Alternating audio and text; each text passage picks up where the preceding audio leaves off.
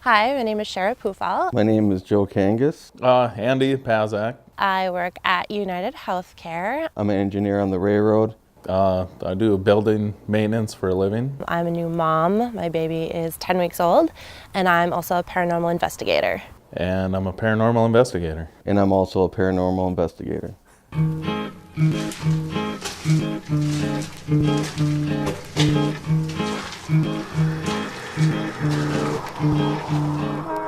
Are you in here? We're not here to hurt you. We just want to see if you're down here. I mean, paranormal is something that's not normal. We would do anything from UFOs to ghosts. My kids at first thought it was pretty ridiculous, and they always seemed to like, oh yeah, that's my dad. They think it's pretty cool. I kind of pride myself. Some think we're nuts, and some think it's really cool. It's kind of a mixture, actually. Everyone's like, oh, what do you do for fun? I'm like, I'm a paranormal investigator. Like, what? Really? My wife has always been interested ever since she was a child, and that's what got me interested. Otherwise, I didn't know too much about it. I first started really loving the paranormal when I was younger. I always loved ghost stories. I think it's just probably, everybody always questions their inevitability at the end, what happens, and that kind of seemed to hit me pretty good.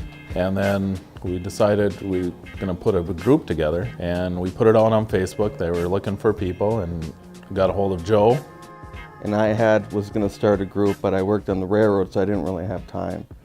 And I was like, oh, this would be really cool if there was something like this in Duluth. So I went on Facebook, of course, and found that there was a group. They put a post on their Facebook page saying they're having a meeting at this date and this time, and if anybody was interested to come, and so I went. We had got a case from one of our friends, one of the first cases that we ever got, the Earl case, but I couldn't do anything because I was working, so I contacted Andy. And we got together, and it took off from there. And that's where we came with Duluth Paranormal Society.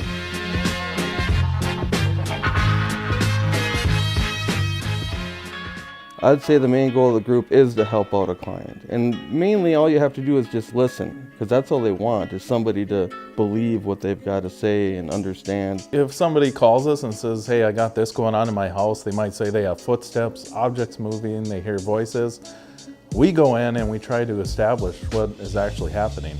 We want to disprove that something's haunted. We don't go into a case saying, yep, this is haunted, We want to try and debunk everything that we can. You see that the people, they're pretty distressed, you know what I mean? And nobody to listen to them, nobody believes them. And then they call us and we listen and we try to help. Do the best we can, because we can never get rid of a ghost. How do you do that? You know what I mean? There's just no way to do it. People say, well, you can burn sage. That's true. There's other folklore out there, but in the end, does it really? You just don't know. We did Sir Benedict's bar in Duluth. Myself and another investigator were standing at the bar, and I said, I'll have a amber bock. I'll have a root beer. I don't drink beer. And then I heard a voice from the other side of the bar, but I didn't know what it was saying at the time. And listening back on recording, we found that it actually said, So when we talked to the owners of the bar, they said, yeah, we actually ran out of that stuff that night. But on the wall, there was a rail stack. And above us, there was two lights like this that revolved on a rail stack.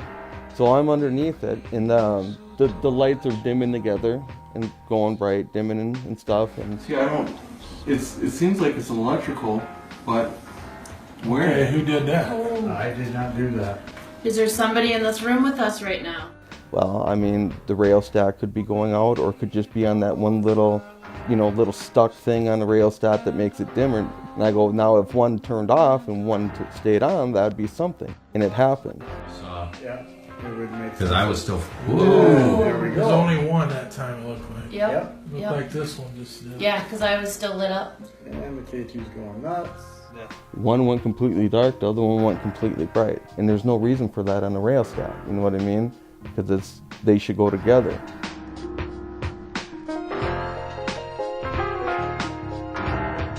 When we were doing the no pumming sanatorium, we were up on the surgical floor and we had our recorders all around us and we were just sitting there. There was nobody else in the building except for us. And we heard something audible with our ears without even listening to the recordings.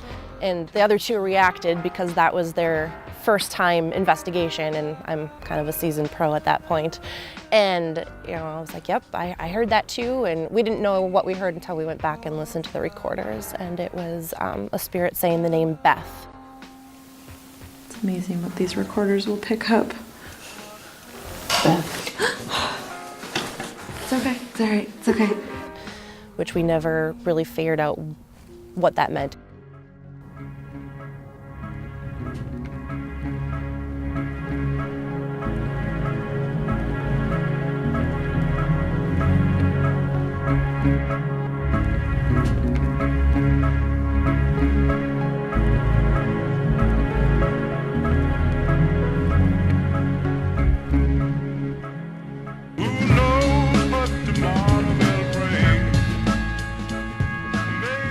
I think the actual investigating is my favorite part. There's a lot of work around it that goes into it, and there's a lot of different angles to investigating. There's the tech part, the setting up, you're tearing down, the investigating, the review after.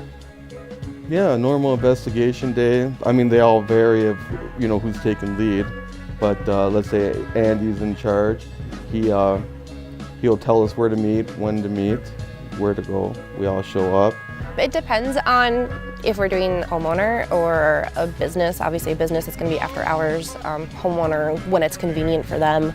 And then as they're going through, and they'll go through with the owner and see, okay, there's experience here, there's an experience here, this happened, that happened. I start immediately setting up the DVR. So we always have a handheld recorder on us, and then we always have a camera on us as well. It takes a couple hours to get everything just right. So usually, depending on how big the house or building is, it'll be a team of two go through the building while the other team sits usually in the basement or at our central location.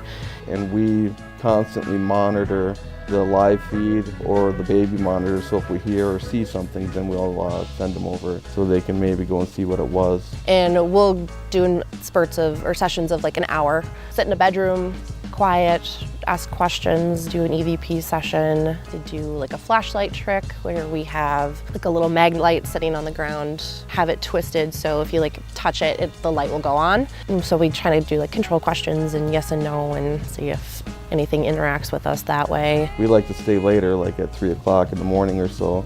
That's when the good stuff happens usually, and then we tear down, put it in everything away and head out.